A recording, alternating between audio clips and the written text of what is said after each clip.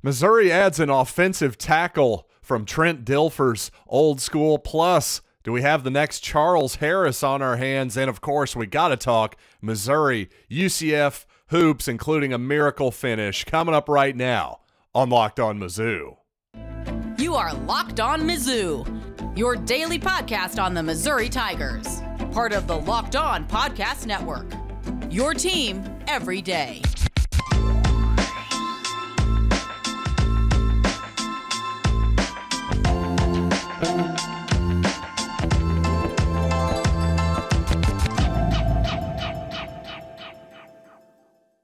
Hey, all you true sons and daughters, I'm John Miller, your Mizzou mafioso and the central scrutinizer of Missouri Tigers football and basketball. And today's episode is brought to you by LinkedIn. LinkedIn Jobs helps you find the qualified candidates you want to talk to faster.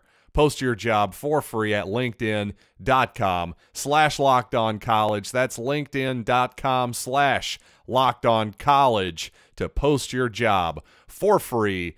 Terms and conditions apply. And yes, let's lead off with the breaking news here just a few minutes ago. It was made official by the man himself, Brandon Solis, a 6'8", 260-pound offensive tackle from Nashville. That's Lipscomb Academy, in fact, where Trent Dilfer, the former NFL quarterback and now new coach at Alabama Birmingham at the FBS level, that was one of his players. Brandon Solis with a lot of decent offers. Mississippi State, Kansas, West Virginia, among others. So a sought-after player without question. So this is a good ad for Missouri this late in the process, I would say. Now, Lord knows, as I've said many times, I'm not the guy whose job it is or expertise it is to break down high school offensive linemen. That is not how I make my money. But suffice it to say, this seems like, just based on that offer list, again, a good get for this point in the process. Now, another guy Missouri just landed recently for that 2023 class out of Pine Bluff, Arkansas, Jordon, or perhaps Jordon Harris, a real interesting prospect here as well. He's listed at 6'7", 230 pounds, played some tight end and defensive end as well at the high school level, but only 1 year of high school football. In fact, he was much more of a basketball player prior to playing his final year of high school as a football player. And again, while doing so, picked up some pretty impressive offers, including the Vanderbilt Commodores, another SEC offer for him. Also Memphis, Air Force, South Florida among his other offers. But, of course, I have to say, Jordan Harris, Charles Harris, basketball, come on, you got to make that connection. Now, that would be quite a lofty expectation to have for the young Mr. Jordan or Jordon Harris here. It's spelled Jordon, which is why I'm questioning myself. But obviously an interesting pickup there. Looks to be a really good athlete and somebody, hey, if Missouri feels like they can develop defensive linemen, well, this could be a diamond in the rough. Now, in my previous episode of this podcast, I talked about Chris Abrams-Draine officially returning to Missouri. Well, now we can say the exact same thing about Ennis Rakestraw. And that is just a great start for any defense, especially you give those guys another year of experience. Rakestraw will be another year removed from his ACL injury. I'm expecting those guys to be even better next year. For his part, Chris Abrams-Draine said he got a third-round grade from NFL scouts. Quote, most people probably would have went, but that's not where I want to be. So obviously Abrams-Draine thinks he can get better than the third round next year, and I'm inclined to agree. I think he's smart to bet on himself next year, a guy who really doesn't have that much experience playing corner. This is his first year playing as an outside corner in college football. Heck, give him another year. I bet he's even better with that much more experience. Again, same thing with Ennis Rakestraw as well. So obviously Missouri will need to fill a lot of holes in the front seven next year. A lot of productive players are not going to be returning, including Isiaih McGuire and DJ Coleman, among others. But again, Rakestraw, Chris Abrams-Drain, that's one heck of a start. Now, I will say at times, for as good as Missouri was with its corners, I think Tennessee in particular really exposed a bit of a weakness in the Missouri pass defense, and that was the safeties. And, well, to be frank, that's a problem in a lot of college football. How many safeties out there are really that great in coverage? It's a tough thing because you have to be multi-dimensional and versatile at that position. I will say I'm interested to see Eli Drinkwitz brought up in his press conference this week that Josh Hibbler and Isaac Thompson, a couple of highly touted young players that have been on the roster this season, they're going to get some action, it sounds like, in the bowl game, second-string players for this particular game. So be interested to see those two guys in particular, what they can do. Also, some other young guys that'll probably be getting some action in the bowl game. DJ Wesolak and Jamarian Wayne. Wayne moved from wide receiver to safety at one point this fall. Well, each had played in 4 games, which is generally the limit, but to the redshirt limit, that is, of course, but Missouri applied for a waiver for both guys to play against Wake Forest, probably for depth purposes, and that waiver, surprisingly, to me at least, was granted by the NCAA. So both DJ Wesolak and Jamarian Wayne will be suited out and probably playing a fairly significant role in that game, I would anticipate. And as I mentioned before, Drinkwitz did meet with the media yesterday, and as you might expect, he was asked about Bush Hamdan's departure. He is now the offensive coordinator for Boise State, and for the most part, Drinkwitz put a positive spin on the whole thing, not really acting like, it's no big deal, I'm mostly just happy. He was acting happy to be back to what he loves to do, which is calling and being charge of the offense fully. But at one point, you know what? Drinkwitz asked about Brady Cook. Hey, what kind of situation is this going to be? Is Brady going to be the starter, unless something comes up, that type of thing? Well, in that moment, sure seemed like Drinkwitz may have let his true feelings drop just a little bit. Yeah, I'd say it's Brady's until. You could ask the quarterback's coach, but he's not here. And coming up, of course, we have to talk about the miracle finish in Florida for Missouri. DeAndre Golston banks in a 35-footer at the buzzer for the Tigers. That's about as crazy of a buzzer beater as I've ever seen as a Missouri fan, no doubt about that. But so much more to get to with that game, and including some pretty wildly inconsistent minutes distributions by Dennis Gates so far. What do we think of him yanking around a lot of his players and their minutes? This isn't just an Isiaih Mosley thing. So let's get more into that. But first, I want to talk, of course, about our title sponsor, LinkedIn Jobs. Today's episode is brought to you by LinkedIn Jobs. And these days, every new potential hire can feel like a high-stakes wager for your small business. Well, you want to be 100% certain that you have access to the best qualified candidates available. Well, that's why you check out LinkedIn Jobs. And here's the thing, you've probably got a LinkedIn profile already if you're listening to this. Well, all you have to do is add the purple hashtag hiring frame to your profile to spread the word that you are hiring. So many different tools, simple tools like screening questions. It's why small businesses rank LinkedIn Jobs #1 in delivering quality hires versus leading competitors in the market. And again, LinkedIn Jobs helps you find the qualified candidates you want to talk to faster. Post your job for free at linkedin.com/LockedOnCollege. That's linkedin.com/LockedOnCollege to post your job for free. Terms and conditions apply.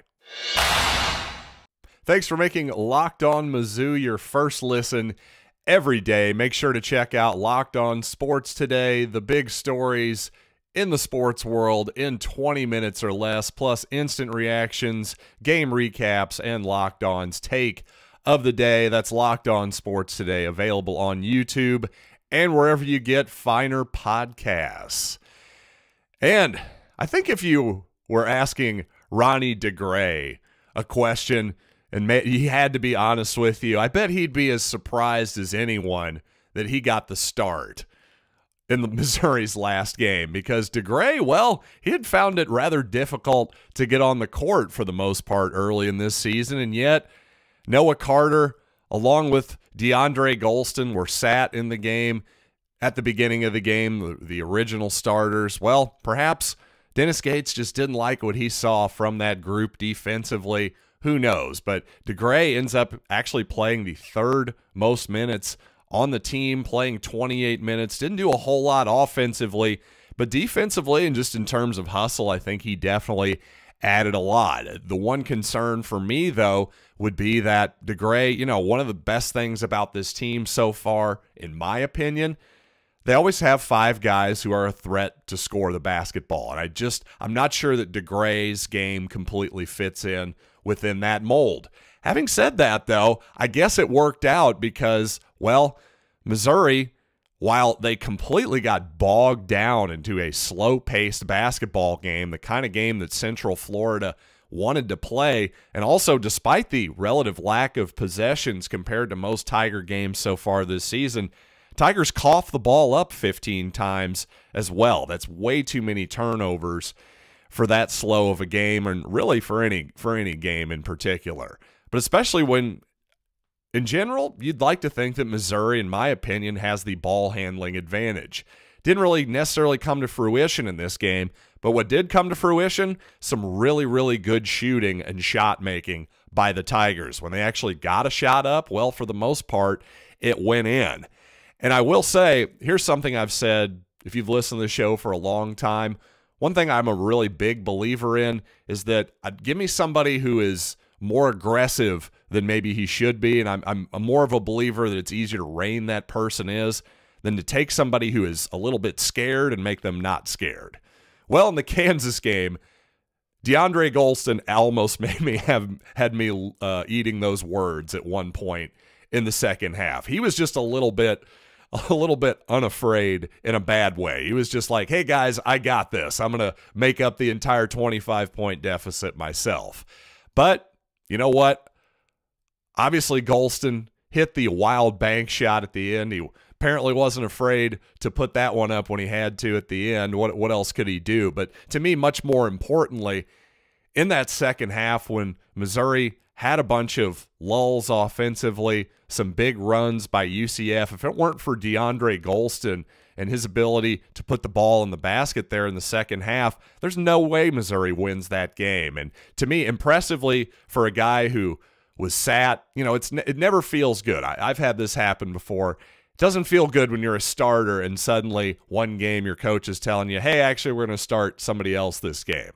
That never feels good. You can be as much of a team player as you want to be, but I promise you that DeAndre Golston and Noah Carter didn't want to hear that, but obviously Golston responded very well in the basketball game, and he deserves a ton of credit for that.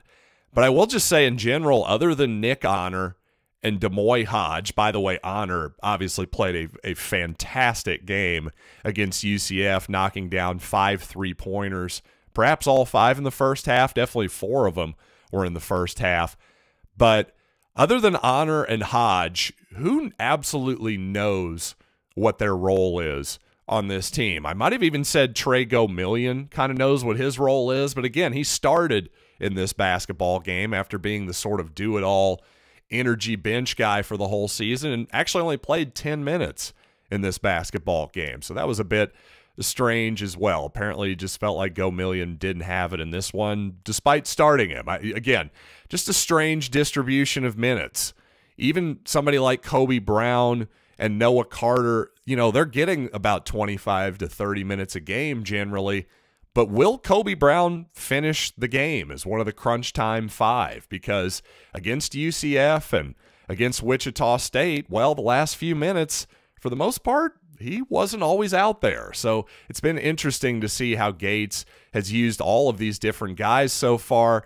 At times, Sean East has been a big part of the offense, and then other times he was just kind of a non-factor, like against UCF, playing 13 minutes, just taking a couple shots and not really being overly involved in the game. So I don't know if, Gates just likes to ride the hot hand, apparently, at times. But, this is the problem with having 10 guys who expect to play, or perhaps even more, because they're just, at times, obviously there's only one ball and 5 guys out there. So almost without fail, somebody is going to be unhappy.